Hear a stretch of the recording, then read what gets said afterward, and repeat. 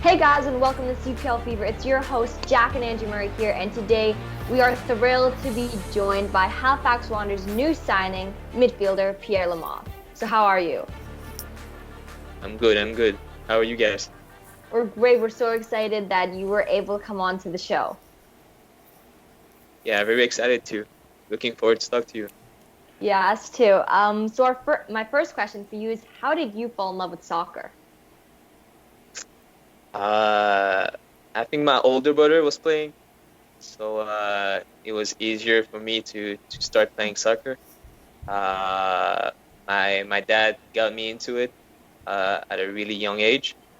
So yeah, I just built up the pleasure to play soccer, and I was the type of kid that always want to go outside and playing with a ball. So yeah, I just fell in love with the sport at a very young age. How old is your brother? Is he like a couple years older or? Yeah, he's 3 years older than me. Okay, so So yeah, so it took a while to get to the point where you could beat him one on one then. yeah, no, no, not too long. I think he was a defender, but Okay, when he started playing, he was a goalkeeper. So he didn't have the talent that I had at a young age, I would say. nice, nice. So when did you realize you were good? Like, was there a certain point where you realized, hey, like I'm like one of the best players on the team? Uh, I think uh, at a certain age, I started to see myself as an important player of the team. But I was always the one who didn't put myself in front of the other players. Like I'm a really collective team, and but yeah, I was, I have to say like at the age of 10 maybe, but not until 10. Uh, I didn't see myself as a. I didn't look soccer as. I just look soccer as a way to enjoy myself and not a way to prove myself to others or anything. Right. It was just fun at the beginning. Nice. And did you watch soccer growing up? You said your dad got you into it. So did he play or did he watch soccer with the family? Was that a thing in that you did it with your family in Montreal? Yeah, I watched soccer a lot. Uh, I remember the still now the Premier League is starting Mhm. very early on Saturdays. So I remember I always wake up to go watch the games on the TV, and I have good memories from my dad too of the 2006 World Cup. I was 9 years old at the time, and enjoyed playing and learning from what I could see. Nice. So did you have like a favorite team back then? Uh, I've always been a fan of Barcelona, uh, Nice. classic, Yeah, uh, their tiki taka is so nice to watch. right? Because of the way they play, of course. But I think some people sees Barcelona as the tiki taka team, but I think the tiki taka have a reason behind it, and we see it with now. I really like the Man City team, and yeah, I really believe that that style of play is just not for show, but like there's a reason that they play like that, and I think we can see those two teams doing well in the last few years. So yeah. Yeah, so that's interesting. So the reason that they play that way, would that be to kind of move players out of position a little bit with the quick passing so they can then make a pass between lines? Is that kind of how you see that? Uh, how I see that,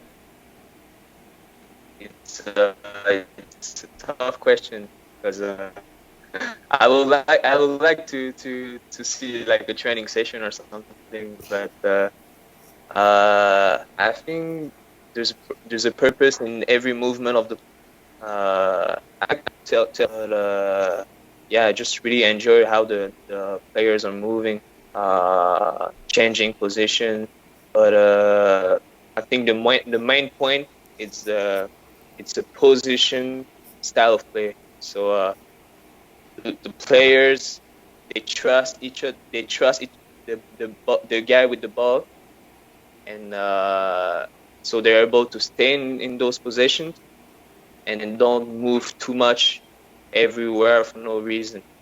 So it's more of like the guy with the ball taking the space he has in front of him, and the guys and the boys without the ball stay in your position and wait for that ball to come. That's how I see it. That's the main point of the playing style. Yeah, I really Yeah, I enjoyed like how. that. Yeah, I really liked how you explained that, and yeah, they're just such an amazing team to watch, and like I said, like you said, they don't move without a reason. They move for a reason, and like a, it's really like an art to watch. Yeah, I agree. Yes, do you hear me? Yep, we can hear you. Yeah. And I wanted to talk a bit about Montreal Impact. So one question I have about you and the Montreal Impact was, what was one thing that you learned from playing with the Impact? I entered the academy at 14 years old, and I spent 5 years there. So I learned a lot, just training every day. It was something that I didn't know before. So I just learned to live like not like a pro player, because I wasn't, but just to have the right mindset every day, come into training, work hard, and especially the work that you do outside of the field. Something that I wasn't aware of before my time in the Impact.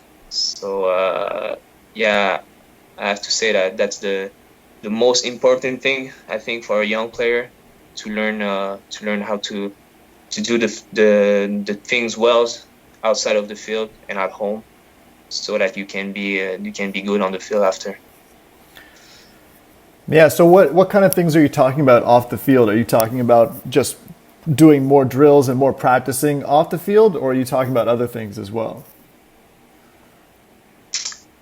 No, I talk about other things, like eating well, of course. Okay.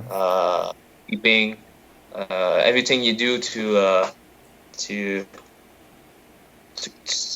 get your body ready for the training the day after. So yeah, but of course, I have to say that I did some individual training at home. With the training that we had in the academy, it was like very important to just stay fit and stay serious. Don't go out too much, and try to be good every day. And that was the hard part, I think. I had some bad moments, and I grew up from that, for sure. Great. So that was like kind of your transition from when soccer was just playing to when you realized, hey, I got to take this seriously, and like I got to start taking care of my body and really working on all these different aspects, and it became more of like a lifestyle at that point. Right. No, exactly. Cool. That's Yeah. awesome. Yeah, and you mentioned how you did a bunch of work at home as well as the training that the Impact did with you guys. So how much do you think that helped you get to where you are right now, the training that you did individually? I think it helped me a lot. Of course, I think with the academy, we were very lucky to train 5 times a week, maybe 6 times a week. So we were luckier than the players who plays in the other clubs. And but the training I was doing outside of it was a opportunity for me to work on maybe some things I wanted to work, some weakness of in my play. So, but I think I have one regret is that I I understand it at a at a certain age. I didn't know all about those things. Like I start to how do you say? I would have loved to start again and start to do these little things, work on my weakness, go to the field, just outside my home, and work on those weakness earlier in my career. Right, like practicing on the weak foot and things like that. Yeah, And yeah, yeah, and getting your head up. right. Other Nice. things like physical ability and Right. yeah, just things like that. Okay. Well, let's talk a little bit about your style of play because you're an attacking minded player, right? Right. So, yeah, tell me about what your style of play is and maybe a player that you try to model your game on. Growing up, I loved Andres Iniesta a lot. Okay. Yeah, Another yeah. Barcelona player. Yeah, he's awesome. He's one of my idol for sure. And do I look a bit like him? I like to think so. I'm a bit on the smaller side. Not the fastest player. I think I improved that aspect of my play in the last few years. But growing up, I was not the fastest player, not the most physical one too. So I had to develop certain aspect of my game to become a great player. And yeah, I think I'll describe my style of play as a player who like to have the ball. I think I'm more efficient when my team has the ball, and yeah, I like to get on the ball a lot. Playing short pass, I can play long pass too, and you can find me a lot in the final third. Uh, so yeah, I can prepare the attack, but you can also find me a lot in the final third. So like I like to combine with players in little spaces, and yeah, So that's you, how I was just wondering. So would you say that you're like the link between like the midfield and the attack to go forward? yeah. You know, there's often those three midfielders, and I play more like a eight. So between the defensive midfielder and the more offensive one. So yeah, I'm doing the link between the defense and the offensive player. Nice. And you just mentioned how you play like a number 8, but is there a formation that you prefer to play in when you're playing that position? It's difficult to say. I like the 4-3-3. It's a formation I played almost all my time in academy, but with the Impact. But with the University of Montreal, where I did 2 years, we played in a 4-4-2, and we played in the middle in a diamond, and I was playing on the side, so kind of attacking mid winger stuff, and it was very good. I really like that position. So yeah, I can see myself in different formation. I don't have a preference. Nice. And you mentioned how you can also play like a bit more out wide. So do you think that has also helped your game, like knowing what the other position needs when you're in the other position, like playing both positions so you know what the other position needs? I think playing that formation with the University of Montreal helped me a lot on certain aspect of my play, because playing a diamond, you have I think you have more space to cover, and sometimes when I got the ball, a lot of space in front of me, so I have to drive the ball a lot, and certainly improve that aspect of my game. Just drive the ball, taking players on. Like I was seeing myself more of a passing players before that, so it helped me a lot. Cool. How did you find out about the CPL? Like when did you first hear about it? I think like everybody, we start to hear the rumors about it in the beginning. So, but I was always playing in teams with players that look up to play in the CPL. So very fast, it became one of my objectives to play in the CPL one day. And now you're almost there. If we could just get the season started. Do you know when the season's starting? Unfortunately, I don't know. Okay, well, Like everyone else. yeah, I had to ask anyhow. But I am curious. How did you get on the radar of Stephen Hart? Like how did he get in contact with you? Did you know that they were looking for, another like attack-minded midfielder? I'm not sure where he finds interest in me at the beginning. I think he saw me with the University of Montreal because we did 2 Canadian championship in a row, 2018 and 19, and I think the CPL coach were there, so to look at the university player. So I think that's where he saw me for the first time, saw me playing for the first time, and honestly, there was the draft in 2018 and 2019. I thought I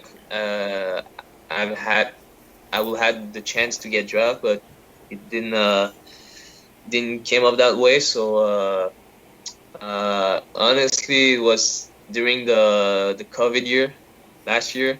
It was very fast. I signed up with a good agent, and I think the fact that Abu Sissoko and Omar Krem were already there, it helped for me. It helped.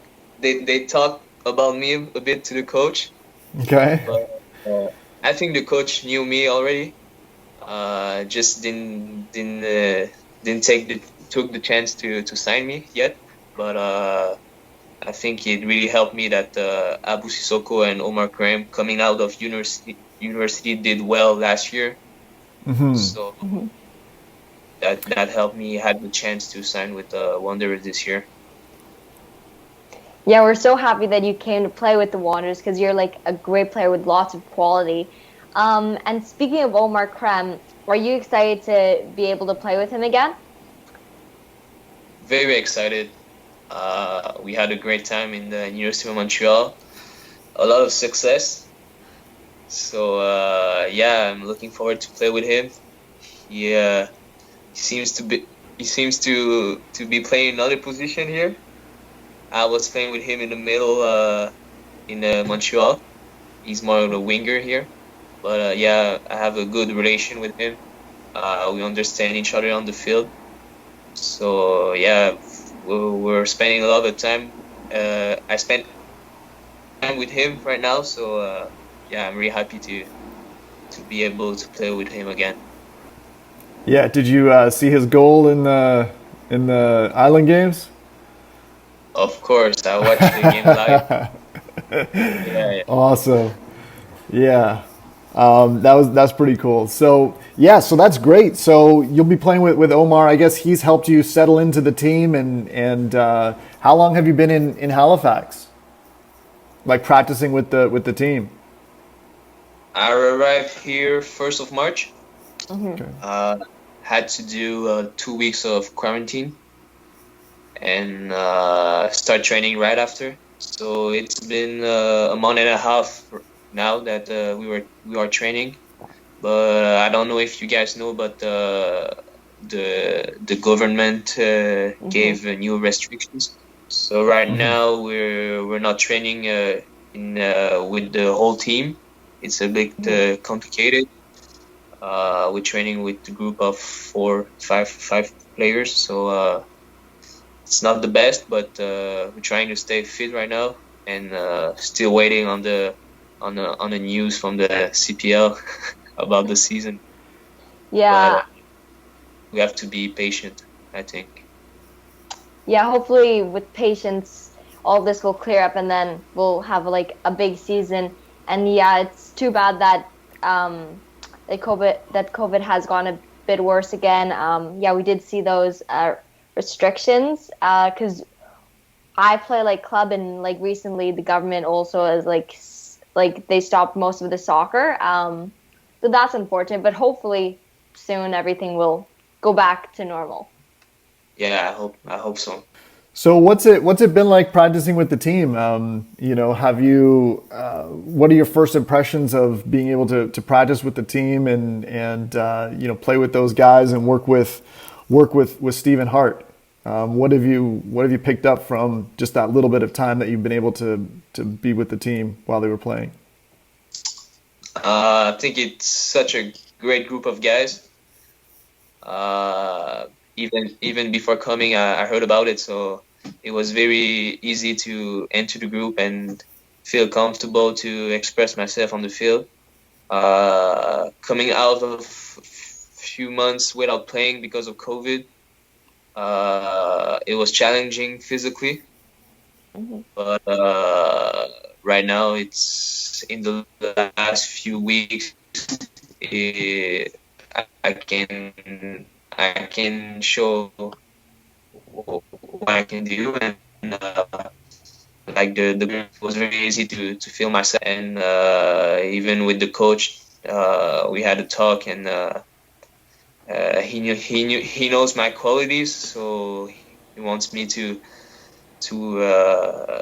use those qualities in my game. So yeah, just I feel the confidence of the club, of the coach, and from the players. So yeah, I'm looking forward to the season. Hopefully we have one. Yeah, I really think the CPL will make it work, because after all, they did make it work last season. So hopefully they'll be able to make something work again this season. But I have faith in them. Yeah. Yeah. So Pierre, how do you prepare for a game? Is there certain things that you do when you're getting ready for a game? How do you get in that mindset to go out there and perform at your best? I don't think I do particular things, but I like to prepare myself well for the game. I always eat the same thing. I try to eat the same thing. What is before the that? game. Now I'm curious. What is it that you eat before every game? Quite simple. So I'm not a. So a lot of the boys eat. I like to eat pasta before the game. I'm not that guy. It's too much for me. So I like just rice, white rice, because of my Asian origins. White rice, a bit of protein, so a bit of chicken, lean meat, and vegetables, and maybe some fruits. So that's it. Not too much. And like 3 or 4 hours before the game, Right. so I can feel light on the field. I don't like to feel heavy. Yeah, I know exactly what you mean because I like eating light before a game too. Like it'll be like a few hours before, and then I'll just yeah. You don't want to eat right before. Right. At least, yeah. Yeah, I understand that. Yeah, I love being like light when I play. I'm also a winger, so I have to cover like a lot of ground going up and down. So I want to be like fast and light. So I don't want to eat like right before a game. Right. So what do you eat? Often pretty much the same thing as you. I eat like white rice, chicken, vegetables, and sometimes fruits too. I have like an apple before a game. I find also because I love apples, so I'll have usually that. So you don't eat spaghetti before the game? No. That's good. Continue like that. Yeah. And another question that I have for you is, do you do yoga? I tried to do some during the last year because of COVID. I was a lot at home, so I started to do it a bit with my mom. But no, I don't do a lot of yoga. I do some stretching, but I think yoga is a good thing for soccer players to do. Uh, it's not something that I enjoy, I would say, but I think it's a good way to release the body, the muscle, and just recoup for the next training. Yeah. Yeah, because my academy has like a yoga video that they send us every week. So I've been doing that, but it is challenging. Right. Yeah. There's a lot of different yogas too, huh? There's like there's different levels. Yeah, a lot of different levels. It is challenging, but I do feel good once I complete it. I feel like it loosens everything up a bit. Right. Yeah. And another question that I have for you about mindset is, do you have a favorite quote? A favorite quote? Not really. No, I don't think so. Like a sport quote? Pardon? Like a A sport sport. quote. Yeah. Just a quote in general.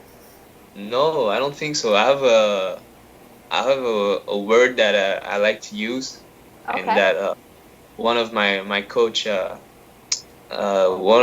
was using it during my time in the Impact Academy, and it Mm-hmm. was la grinta.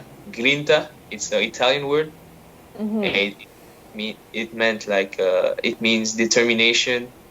Uh, I don't know, determination. Like if you do something, like go get it.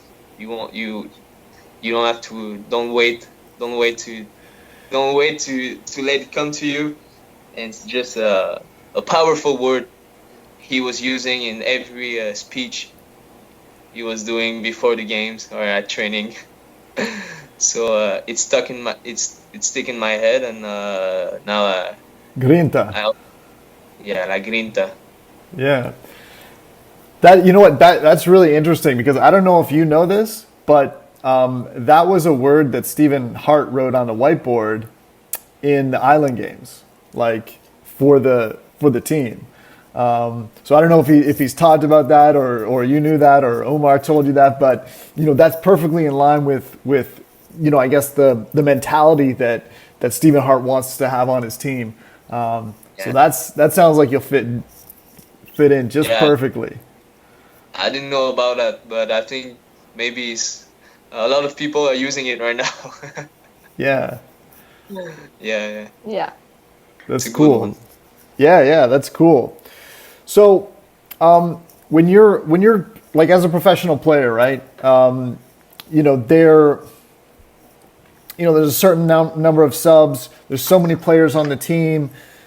How do you deal with the uncertainty of like when the coach Hart gives out the team lineup, you know, whether you're starting, whether you're on the bench, like that's kind of tough for a football player. Like when you move to that level where there's only 3 subs per game. How do you handle that? Uh, it's still my first year as a professional player, so I'm looking forward to see how I deal with it. But I think I got used to it with my time in the Impact Academy.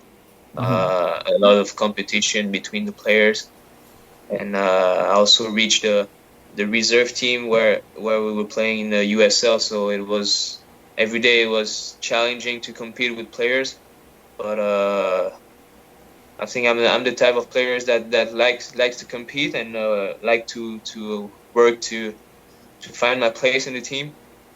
So yeah, I don't know how I'll deal with that, but I'm ready to deal with that for sure. And yeah, I'm not the type of guy that is complaining a lot. I know. All I have to show is what I'm capable on the field, and things will go my well if I do good on the field. Yeah, that's true. That's a great point. Yeah, I really like your mindset. Yeah. Now, Thank you, now, Jack.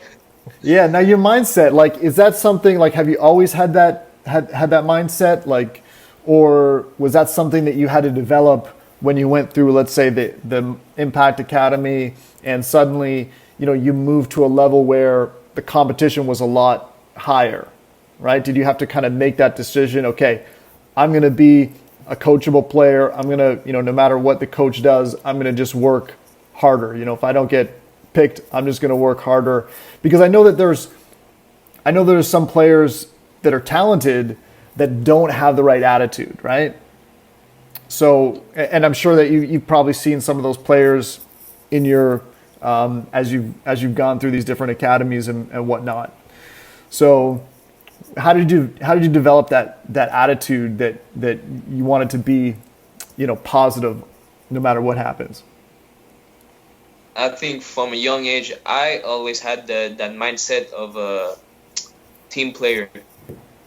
Right. So, but with my experience, there comes a time when you sometimes have to think about yourself to show yourself a bit more, and maybe not be less collective, but like show your abilities so that people can see what you can do, and Hmm.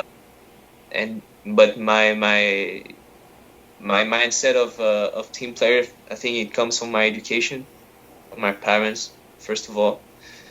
But yeah, with time, with experience, I know right now that you don't you can't be too gentle. Uh, it's a hard world, the professional world, the professional soccer world. So sometimes you have to be a bit tricky, but always keep true to yourself, stay true to yourself, and be respectful, of course. Yeah, it sounds good. Of course. Sounds like you had some good Yeah. parenting. Yeah, always. Yeah. Nice.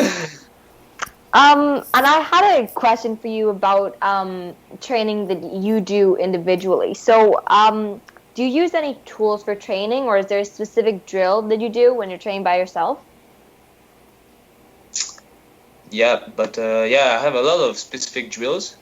Sometimes I like to invite maybe a friend or a guy from the team just to do some passes, because there's not a lot of exercise you can do if you're alone. I mean, no passing.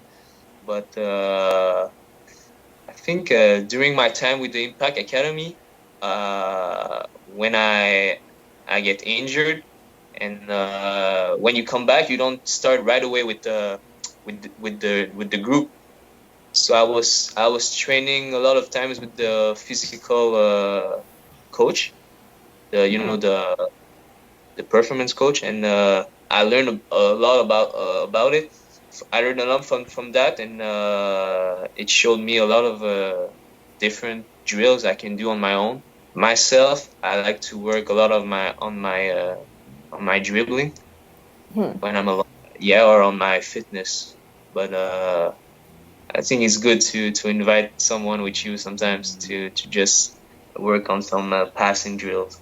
Yeah, I love doing like passenger with daddy, and sometimes for my team, like I'll invite one of my teammates to come like train with like all three like us. So like it'll be like a triangle type of thing. So that's fun.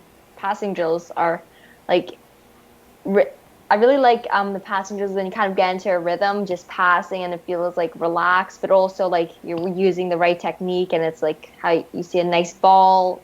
Yeah, yeah. There's a passing drills I always do, and I like doing. Mhm. It's you put cones of colors, different colors, and Mhm. you do like a square with the cones, and someone is passing you the ball, you stay in the square, and with each pass, he tells you a color to take your touch in, to your first touch in the color, in like the right color, and you pass it back. So just a first touch exercise with some difficulties with the colors. So yeah, that's a good drill. Yeah, Yeah, it I'll be sounds sure like to try it one. out. For Yeah, we should sure. try it out. So yeah, so you mentioned, in your journey to become a professional, there were a couple things that you wished you started earlier, practicing. So my question is, if there's someone watching this right now that's like a kid that wants to become a good player like you are, like an attacking player, what's one thing that they should be working on outside of what they're doing with their club? Uh, First of all, I think that watching football on TV helped me a lot.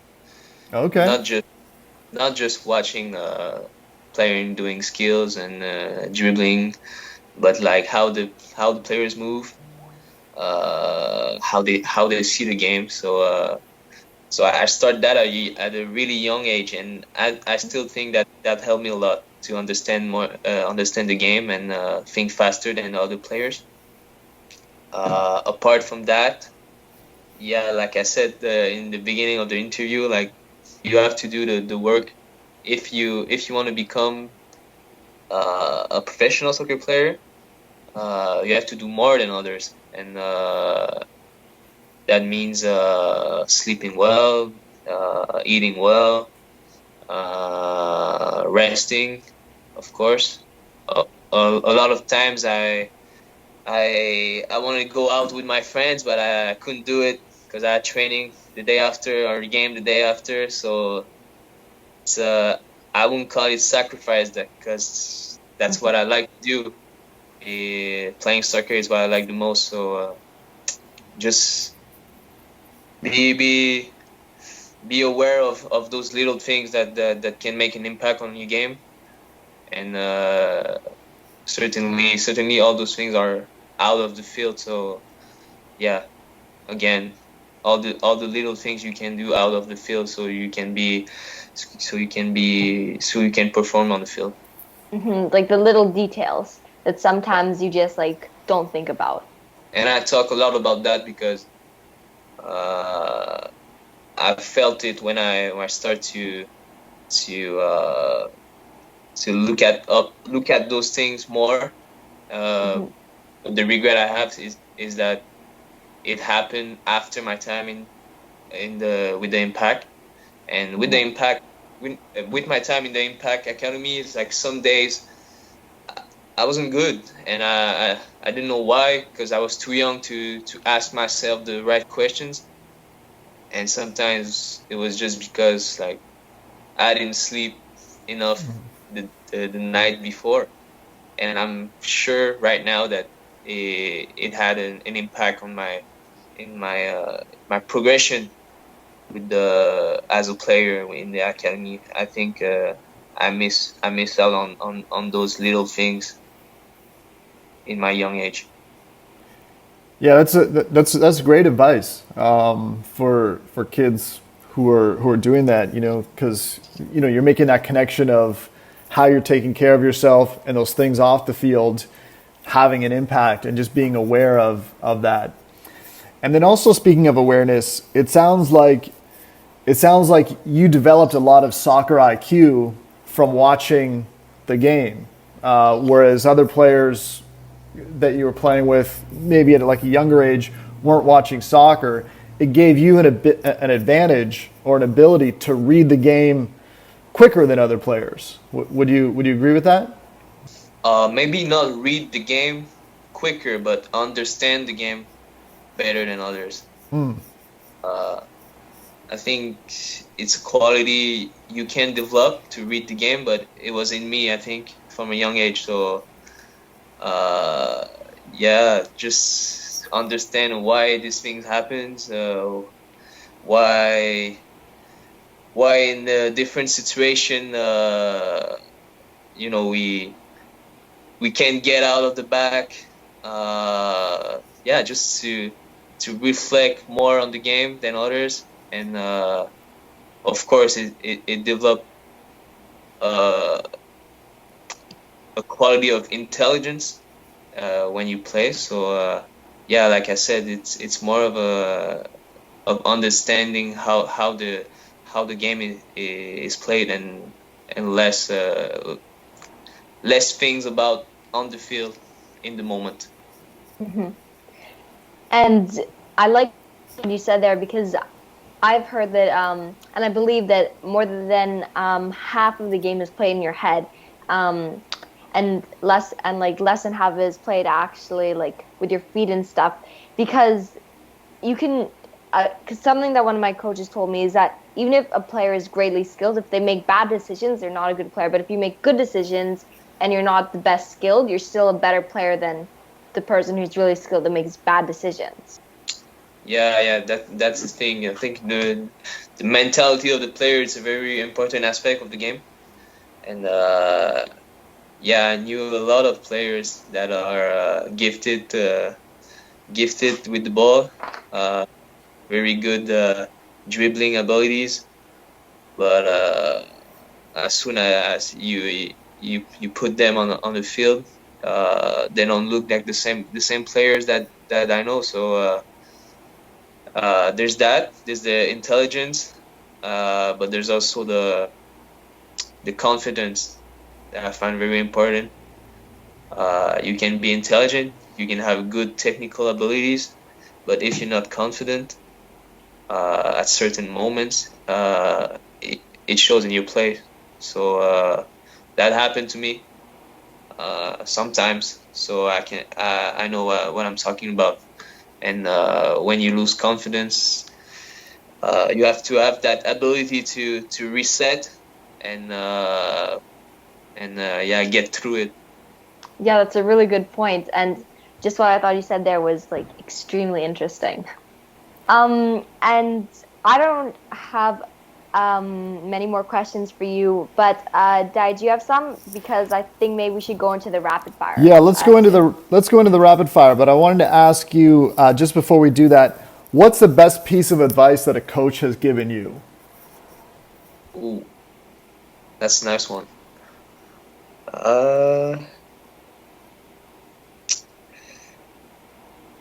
I think I had a coach named Jason DiTullio. Jason DiTullio is assistant coach of the Montreal Impact right now, and I had him when I was 17 years old, and he always asked more of me, and I often played like too calmly, like I didn't want to go higher, and I didn't want to do more than what I could do, what I was comfortable to do, and he showed me to just put some aggressivity in my game, to want more, and he's the one who used that word grinta. Okay. Yeah. To just he made me put that aggressivity in my game, so I thank him a lot for that. And since that time, I think I changed a lot. Nice. Well, that's awesome. It's awesome that to have sounds great coaches. Yeah, great piece of advice. So I guess I'll go into the let's do the rapid fire. Okay, so these rapid fire questions are quick rapid fire questions to get to know you better, and they're like fun questions. So do you play FIFA? Not really, but Okay. I'm good. Xbox or PS4? PS4. Okay. Do you dance? Nope. Okay. What's your favorite word? Is it grinta? Nope. It's I don't know. I don't know. Might be a French word, Okay. but it's like poser. Jose, it's like calmly. Okay. Cool. Nice. Do you have a hidden talent? Cooking. Nice. Oh, interesting. What is something that you learned about yourself this past year? Creative. Okay, nice. Yeah, because I have to create a lot of different ways to train with the COVID.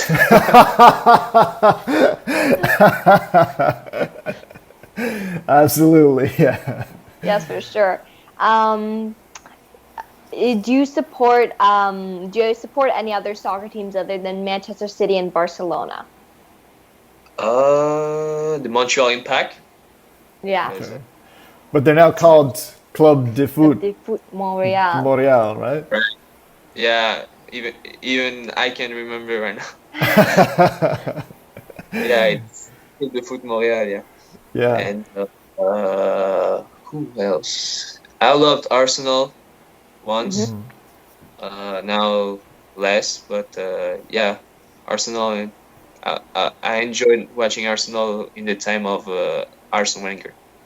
Okay. Nice. Where is your happy place?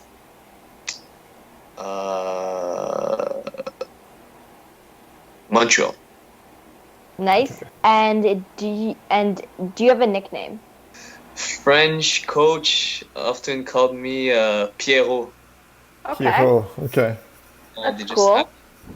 They add like a O at the end of my name. Right. I don't know, but yeah, French people call me like that, Pierrot. Okay. Cool. And do you prefer Adidas, Nike, Under Armour, or Puma? Nike. Okay. What is one superpower that you'd like to have?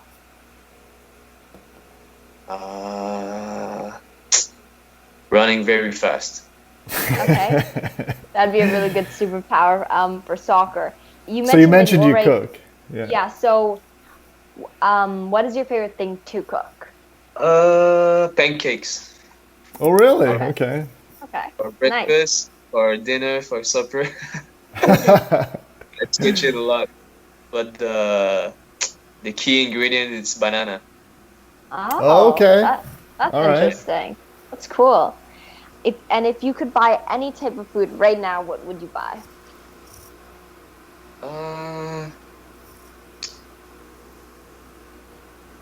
Peanut butter.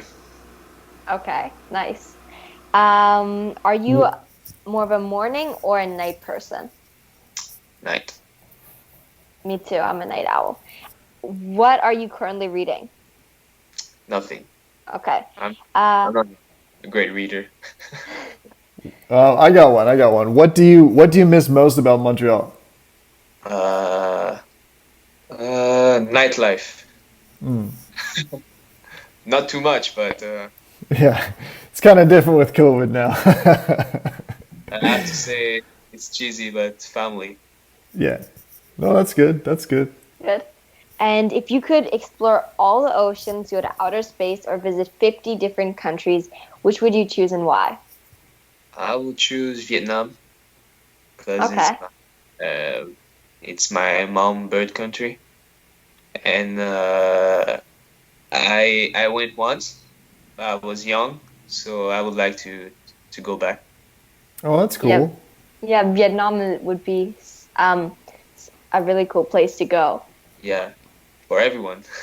Yeah, it's really good. I mean, I've been to my wife's background is the Philippines, so I've been to the Philippines.